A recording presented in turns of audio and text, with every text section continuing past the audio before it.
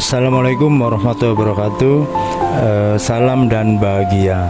Bersama saya Yaswa Yudi Adi Praitno, guru SMP Negeri 1 Sampang. Bapak Ibu hebat yang berbahagia, pada kesempatan ini semoga Bapak Ibu dalam keadaan sehat walafiat. Tentunya pada kesempatan ini saya akan menyampaikan materi terkait pentingnya mengatasi perundungan. Seperti yang kita ketahui bahwa perundungan itu terkadang sering terjadi, baik itu di sekolah, di tempat kerja, atau bahkan di dunia maya.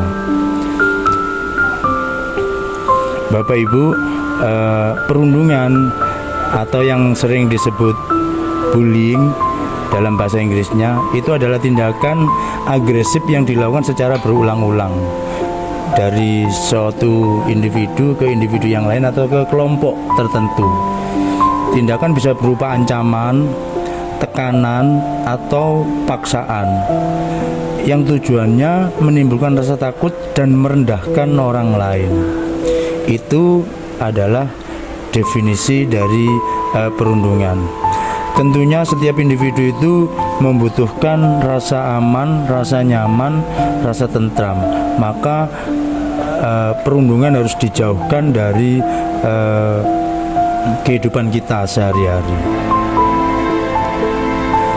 Bapak Ibu, apa penyebab terjadinya perundungan di kehidupan kita sehari-hari?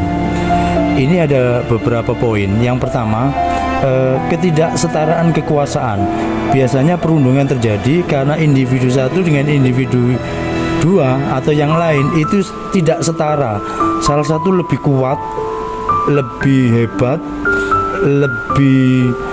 lebih pokoknya, sehingga ada kecenderungan untuk menguasai atau mendominasi. Terus yang kedua, kurangnya pengawasan atau pemahaman. Kurangnya pengawasan dari orang yang lebih tua atau orang dewasa atau orang tua atau guru itu juga menimbulkan terjadinya perundungan.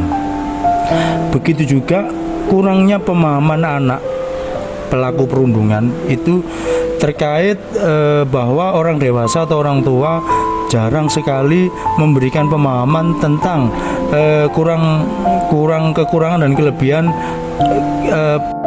perundungan.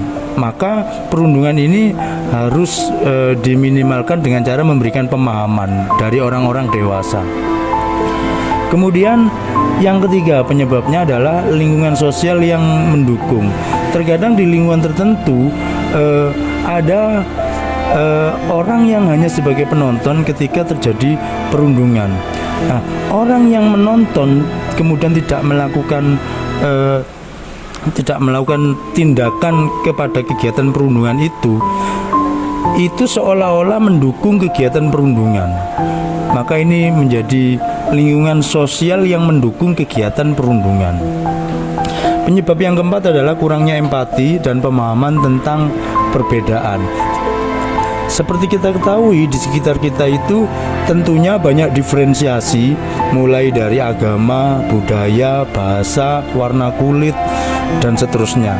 Hal-hal seperti itu, faktor-faktor seperti itulah sebetulnya sumber perundungan.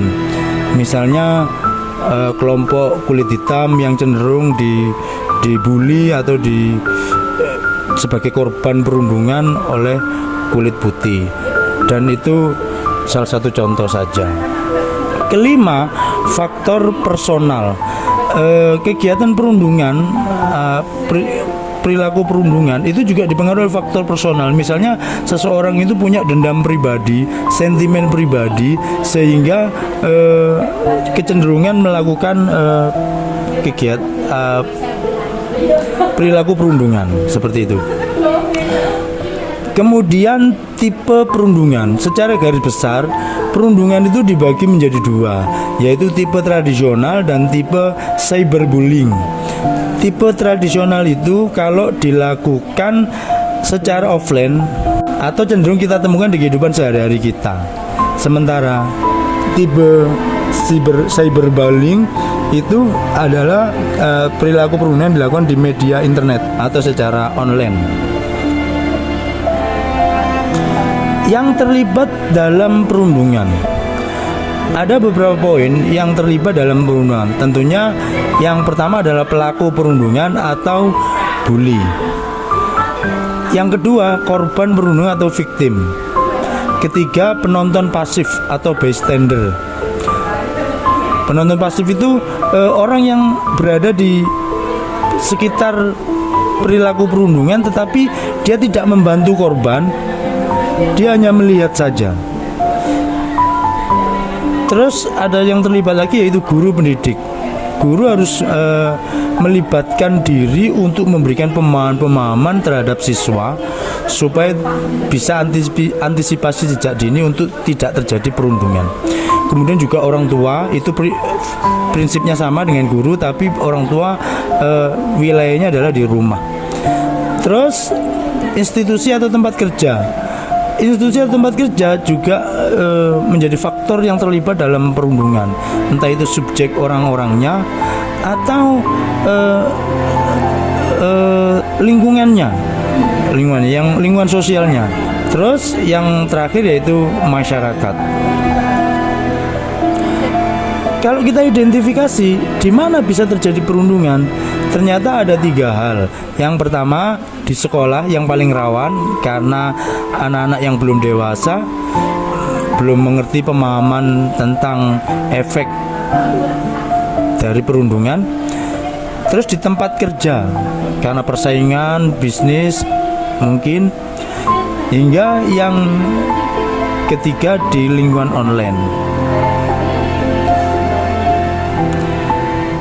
Mitos atau fakta. Ada beberapa hal di lingkungan kita sebetulnya itu adalah mitos dan sebetulnya adalah fakta. Misalnya mitos bullying itu keren, itu adalah mitos. Menjadi pembuli akan membuat kamu terlihat buruk di mata orang lain, itu fakta. Bullying bisa mempererat hubungan pertemanan, itu mitos. Faktanya ketika kamu membuli temanmu, dia bisa tersinggung dan justru akan menjauh dari kita. Terus menjadi bystander, orang yang melihat bullying tapi tidak melakukan apapun dianggap wajar. Faktanya tidak melakukan apapun saat menyaksikan bullying dapat memberikan kesan bahwa kamu menyetujui tindakan yang dilakukan oleh pembuli atau yang melakukan perundungan. Terus perundungan tidak berdampak jangka panjang, itu hanya mitos. Faktanya adalah perundungan sangat berdampak negatif pada kesehatan psikologis korban, dan itu bertahan hingga bertahun-tahun. Mitos yang kelima, kekerasan verbal tidak berdampak pada kesehatan fisik.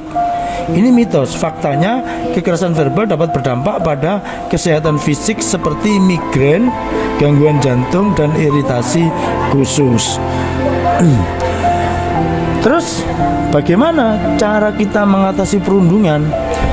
Cara mengatasi perundungan atau bullying dapat dilakukan dengan berbagai cara. Salah satunya adalah dengan memahami lebih dalam tentang bullying atau perundungan itu sendiri. Dengan mengetahui lebih baik mengenai perundungan, kita dapat menekan perilaku tersebut sehingga tidak ada lebih banyak korban bullying lainnya di luar sana. Tugas memberikan pemahaman ini, aktornya adalah guru dan orang tua.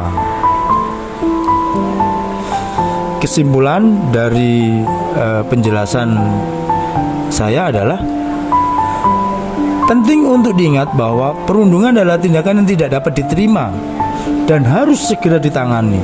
Tidak boleh dibiarkan berlarut-larut itu terjadi, karena dampaknya pun berkepanjangan bertahun-tahun secara psikologis. Semua pihak harus bekerja sama untuk mencegah dan mengatasi perundungan di berbagai tempat dan situasi. Oke, terima kasih. Itulah pembahasan tentang perundungan. Saya Yaswadi Hadi Praetno undur diri. Mohon maaf atas segala kekurangan. Wassalamualaikum warahmatullahi wabarakatuh.